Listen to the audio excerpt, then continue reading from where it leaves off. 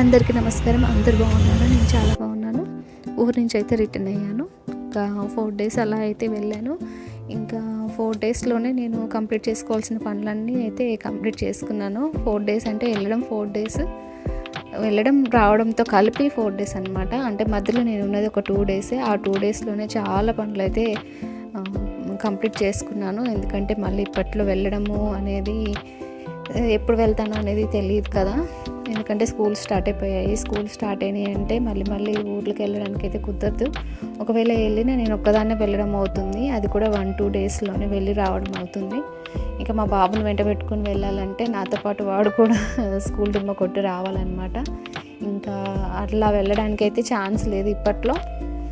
ఏదైనా పెద్ద ఫంక్షన్ తగిలితేనే వెళ్ళడం ఉంటుంది. ఊరికి వెళ్ళడానికి అయితే ఛాన్స్ లేదు. అంతేకాకుండా ఇంకా మేము లాంగ్ వచ్చేసాం కాబట్టి జర్నీ అయితే చాలా విసుకొచ్చేసింది. ఇంకా ఇంత జర్నీ చేయడం కంటే మూసుకొని ఇంట్లో కూర్చోవడం బెటర్ అన్నట్టుగా అనిపించింది అనమాట. ఏదైనా ఎమర్జెన్సీ అయితేనే వెళ్ళాలి, లేకపోతే ఇక ఇంట్లోంచి కదిలేదు లేదు అన్నట్టుగా ఉందన్నమాట నా సిచ్యువేషన్. ఎప్పుడో మేము మార్నింగ్ బయలుదేరాము. మార్నింగ్ అంటే మరీ ఎర్లీ మార్నింగ్ కాదు, మార్నింగ్ కూడా కాదు నిజం చెప్పాలంటే. ఆఫ్టర్నూన్ 12:30కి అట్లా బయలుదేరాము. ఇంకా లంచ్ చేసి బయలుదేరాము అనమాట. లంచ్ చేసి బయలుదేరి ఇంకా సిటీ వచ్చేసరికి ఈవినింగ్ అయిపోయింది. ఎల్బీ నగర్ రీచ్ అయ్యేసరికి మాకు ఆల్మోస్ట్ ఏ టైం అయింది, 5 అలా అయిందనమాట. అంటే మ్యాక్సిమం జర్నీ అవర్స్ అంటే మేము బస్ బుక్ చేసుకున్నాము. బస్ బుక్ చేసుకున్నప్పుడు వాళ్ళు చూపించిన జర్నీ అవర్స్ ప్రకారం అయితే 5 to 6 అవర్స్ అని చెప్పారు. కానీ మాకు 7 అవర్స్ పట్టింది. ఇంకా 7 అవర్స్కి కొంచెం ఎక్కువే పట్టింది అంత జర్నీ అనమాట. అందుకే ఊరికి వెళ్ళడానికి అయితే కుదరదు. ఏదైనా పని ఉంటేనే వెళ్ళడం. ఇంకా ఆ పని మీద వెళ్ళినప్పుడు ఇంకా వేరే పనులు కూడా కంప్లీట్ చేసుకొని వెళ్ళాలి అని అయితే ఫిక్స్ అయ్యాను. ఎందుకంటే ఇటు చివరికి వచ్చేసాము. ఊరేమో అటు చివరి అయిపోయింది. అంటే మోర్ దెన్ 200 కిలోమీటర్స్ అనమాట. అంటే కిలోమీటర్స్ 200 అయినా సరే సిటీలో జర్నీ అంటే ఇంకా చాలా విసుకొస్తుంది అనమాట. అంటే మొత్తం ఒక 30-35 కిలోమీటర్సే సిటీలో జర్నీ అనమాట. 30-35 కిలోమీటర్స్ సిటీలో జర్నీ అంటే మధ్యలో ఎన్ని ట్రాఫిక్ సిగ్నల్స్ ఉండాలి, ఎంతసేపు బస్ ఆగుతూ పోతూ ఉండాలి, ఎంత విసుకొస్తుందో మీరే ఆలోచించండి. అందుకే ఇంకా తగ్గించేస్తున్నాను ఊరికి వెళ్ళడం. ఏదైనా ఎమర్జెన్సీ అయితే వెళ్ళాలని చెప్పి అనుకుంటున్నాను. కానీ చూడాలి, ఇంకా అలా నేను అనుకుంటే సరిపోతుందా? రిలేటివ్స్ ఊరుకోరు, ఇంకా పేరెంట్స్ కూడా ఊరుకోరు కదా. నేనైతే ఇంకా మీకు అంతగా చూడాలనిపిస్తే మీరే వచ్చేయండి, నా వల్ల కాదని అయితే చెప్పా. ఇంకా మేము ఇంటికి రీచ్ అయ్యేసరికి 8:30 అలా అవుతుంది. కాబట్టి ఇంకా లంచ్ చేసేసి కొంచెం బాక్స్లో పెట్టుకున్నాము. ఇంకా స్నాక్స్ కూడా పెట్టుకున్నాము అనమాట. లేకపోతే అంతసేపు కూర్చోలేము. ఇంటికి వచ్చాక డోర్ తీసేసరికి ఇదనమాట సర్ప్రైజ్. అంటే ముందు వీడియోలో అయితే చెప్పాను కదా, నా కోసం ఒక సర్ప్రైజ్ అయితే వెయిట్ చేస్తుందని చెప్పాను కదా, అది ఇదే అనమాట. కాశీ నుంచి అయితే ప్రసాదం అయితే ఉంది ఇంట్లో, నా కోసం అయితే వెయిట్ చేస్తుంది. ఎందుకంటే నాకు ఈ మధ్య భక్తి అంతకు ముందు నుంచే ఉండేది, కానీ ఇప్పుడు ఇంకొంచెం ఎక్కువైందనమాట.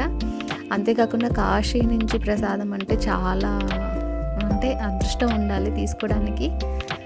ఎందుకంటే చాలామంది వెళ్తూ ఉంటారు ట్రిప్స్కి, తిరుపతి అట్లా వెళ్తూ ఉంటారు. కానీ కాశీ లాంటి వాటికైతే చాలా తక్కువ మంది వెళ్తూ ఉంటారు కదా. అక్కడి నుంచి ప్రసాదం వచ్చిందంటే నాకు అది చాలా పెద్ద గుడ్ న్యూస్, సర్ప్రైజ్, ఇంకేదైనా అనుకోండి. ఇంకా ప్రసాదం అంతా తినేసాము.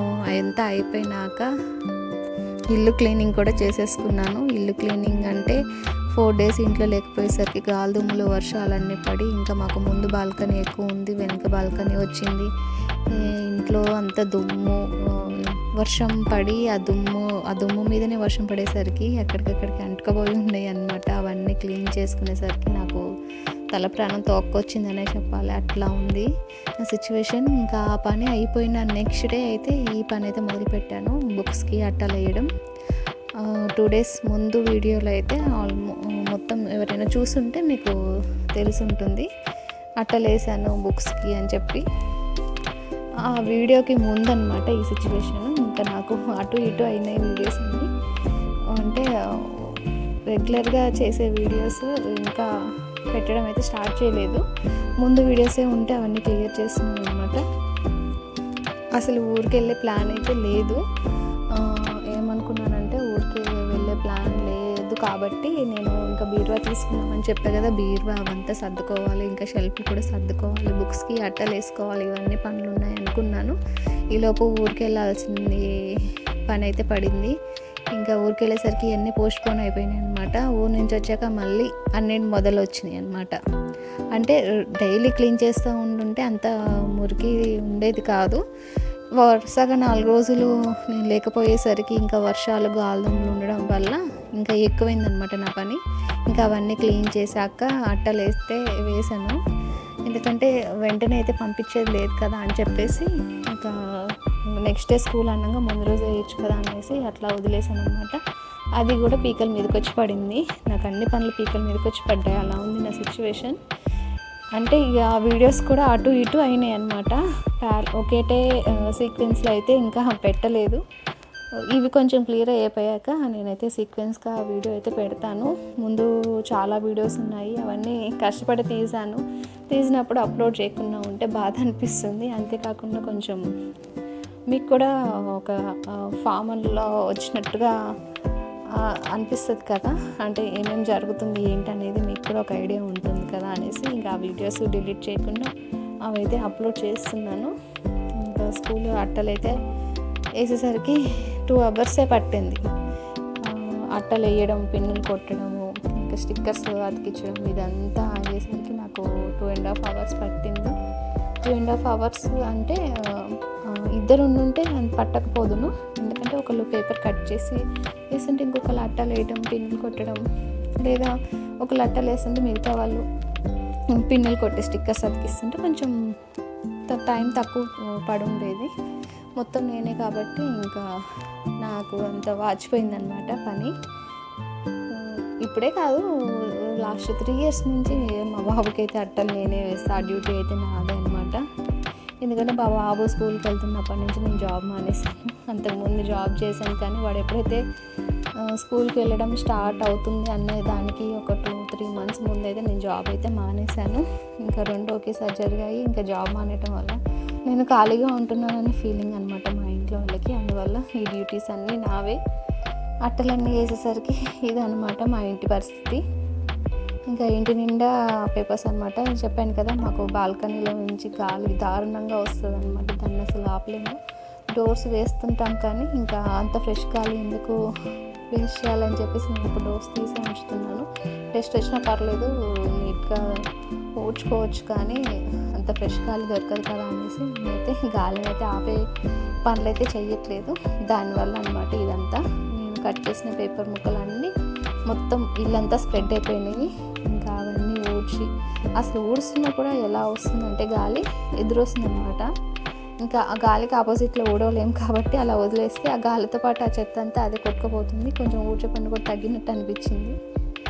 ఈ ఇంటికి వచ్చాక నేనైతే క్లీనింగ్ అనే పనులు అయితే చాలా ఎక్కువగానే చేస్తున్నానని చెప్పాలి. ఎందుకంటే డస్ట్ ఎక్కువ పడుతుంది, ఎప్పటికప్పుడు క్లీన్ చేసుకోవాల్సి వస్తుంది. ఇంటి ముందు అయితే ఎంత ఊడుస్తున్నానంటే డైలీ నాకు 1 hour పడుతుంది అనమాట. ఊడ్చి నీళ్ళు చల్లి ఇంకొకసారి అయితే నీళ్ళతో కడుగుతున్నాను. కడిగి ముగ్గు పెట్టేసరికి నాకు డైలీ 1 hour పడుతుంది అనమాట. అంత కష్టపడిపోతున్నాను.